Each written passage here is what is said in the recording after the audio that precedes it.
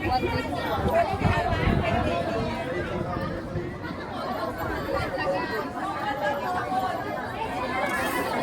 sorry po. Yes, okay lang po.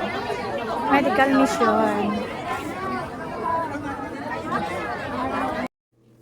Hello guys, for today's video guys, isi-share ko sa inyo guys, galing ako ng OWA doon sa embassy dito sa Jeddah. So, nag-offer kasi sila ng free medical check-up, may mga freebies sila, may mga services sila na free. So, today, nagpunta ako doon, kumuha kasi ako ng e-card ko guys. So, itong video na to guys, isi-share ko sa inyo kung anong mga kailangan ninyo na gawin bago kayo kukuha ng e-card. So, before that, ipakita ko muna sa inyo ang aking freebies galing sa OWA. In fairness guys ha, sa mga officer natin sa OWA, ang mabait nila guys, napaka-approachable nila guys, super as in. So, thumbs up ako sa mga OWA members, ay mga OWA officer natin dito sa Jeddah, ang mabait po nila guys, sobra. Yan. So, ito yung bibigay sa'yo pagkatapos mo magbayad ng OWA membership mo. Pero yung OWA ko kasi hindi pa kasi na-expired kasi last year nag-renew ako, so active pa yung OWA ko, so hindi na ako nagbayad kasi 2 years naman yung validity ng OWA natin. So diretso na ako kumuha ng e-card, pero mayroon pa kayong dapat na fill upan. So ipakita ko muna sa inyo kung anong binigay ng OWA. It's a simple freebies, it's a simple gift pero napakaganda. So pagpunta mo doon, mayroon silang mga pinamimigay na mga free na mga damit for ukay, pero ang ganda pa, bago pa naman guys. So nagbibigay sila ng mga free na mga damit, mayroon free na sapatos. Hindi ako nakakuha kasi naubusan ako, hindi ako nakaabot. So, damit na lang. So, ang kinuha ko itong ito, pang uniform. Pang uniform. O, diba? Bago pa siya, guys. Wala siyang, wala siyang damage or ano. Tapos, mayroon din ako nakuha na t-shirt. Adidas pa yan, guys. So, diba? Bango. Bagong na ba? Ayan, t-shirt na Adidas. Original yan na Adidas, oh. Ayan. Tapos, mayroon akong scrap suit na nakuha. Kasi, mas maganda kasi may uniform para hindi yung damit natin. Magtatrabaho. So, kinuha ko yung puti. Kasi ang puti kasi, mas maganda kasi siya, mas malinis. Kasi pag may mga mancha-mancha, lagyan mo ng Clorox, Sunrox, makukuha siya. So, kumuha ko ng white. Yan. Pantalon at saka yung pantaas. Ayan. So, tamang-tama talaga yung size sa akin. Nakuha ko. Libre lang yun guys. Pinamibigay nila doon. At syempre, yung galing sa OWA, meron akong pen. Ang ganda. Mayroong nakalagay na OWA. Ayan, OWA. Tapos mayroon silang box. Ano ba ito? Unboxing. Wow, keychain. Yan guys, oh, keychain. Mayroong nakasulat siya na OWA. Yung Overseas Workers Welfare Association Administration. Sa isang kitchen. Yan. Ganda. At saka, mayroon pa isang box. Wow, ano kaya to guys? Parang relo. Relo ata to eh, di ba? Oh. Buksan natin. Ano to? Ay, wow. Guess what? Ay, mug. It's a mug. Oh, see? Ang ganda guys. Ang ganda ng mug.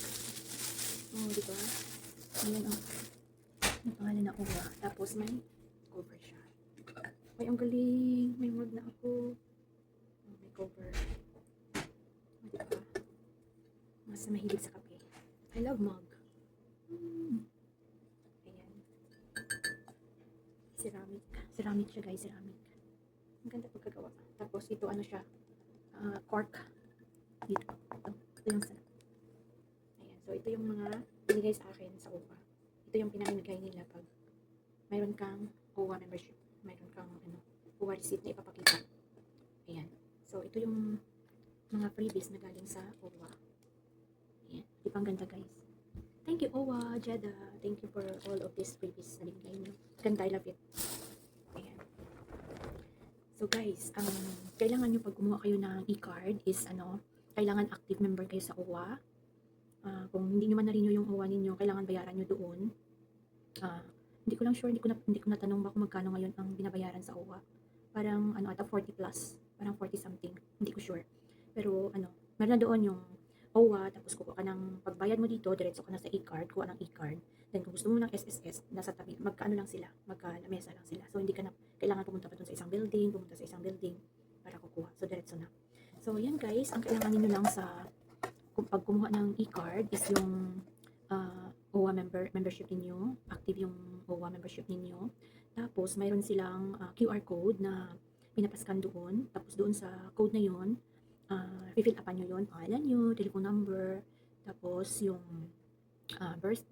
date of birth, and then yung beneficiary ninyo or sino yung tao na kukontakin doon sa Pinas, mga ganyan. Tapos, yun lang. Pagkatapos nyo fill up yun, isubmit nyo lang siya, then wait lang na magiging successful yung admission ninyo or yung pinapasa ninyo na pinipill upan.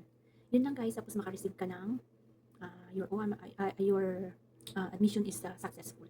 Pagkatapos nun, yun lang, ipakita mo dun sa kanila sa pagkuha mo ng e-card. Pakita mo dun sa kanila yung doon. Hindi ko kasi na screenshot yung ko kanina, pero meron dito sa aking sa aking ano tawag nito? I-ano ko na lang, i-share ko na lang mamaya or ilagay ko na lang sa comment section yung yung photo ng ID or yung photo ng doon sa link, yung doon sa QR, sa code. Pag successful yung nyo, yung submission, yun ang lalabas doon. Tapos yun ang ipakita nyo doon sa gumagawa ng e-card. So as of now guys, wala pa silang available kasi naubusan kanina. Parang limang tao bago ako naubos na yung yung ID nila na ini-issue. So ang ginawa nila, sinenda nila ako ng ID doon sa aking email kasi kailangan pala nila ng email. I-fill up mo doon sa sa application, then isi-send nila doon yung ID mo at pwede na rin yun magamit. Kahit nandun, yun lang ipakita mo kung ano man yung mga transaction mo. Ipakita mo lang yung photo, pwede mo na rin yun magamit. So sabi nila, mag-send lang sila ng message sa akin kung available na po yung ID nila. So kukunin ko na lang doon. So guys, hindi ko lang sure kasi hindi ko pa na-try kasi syempre kanina lang ako kumuha. Kung totoo ba talaga na may mga na pwede gawin yun, pwede gamitin yun for discount. Hindi ko lang sure kasi may mga nakausap din ako doon na sabi nila wala daw, hindi daw, wala naman daw discount, mga ganyan. Pero i-try natin kung sakali mayroon. O diba? Okay, thank you sa UWA Jeddah. Salamat sa inyo. At nila guys, napakabait nila. Sure, promise. Approachable sila, then pwede ka magtanong sa kanila about sa mga meron sila mga services doon sa mga distress OFW. Pwede ka doon makaano sa kanila. Basta marami din doon pagkain sa loob guys, hindi lang free. Magbayad ka lang, di ba? May chowking, may mga kakanin, basta ang daming pagkain doon. Ang libre lang doon is ang massage, medical check-up, may check-up for BP, check-up sa sugar, then yung mga services nila sa OWA, card, SSS din sa mga distress OFW. Yun ang mga services nila doon. Basta ma-enjoy ka lang kasi nakita-kita kayo ng mga Pilipino doon, ang dami. Sorry, kanina umaga maraming tao, pero nung umuwi na ako mga 12:30 siguro yun kanina or 1 o'clock, medyo konti na lang. So guys, hanggang 5 sila, tapos na, ngayon mga 5 na. So hanggang 5 lang sila. Hindi ko lang alam kung kailan na naman yung next na naman nila na schedule. Abangan na lang natin. Okay, thank you guys. Thank you OWA Jeddah. Thank you. God bless everyone. Bye.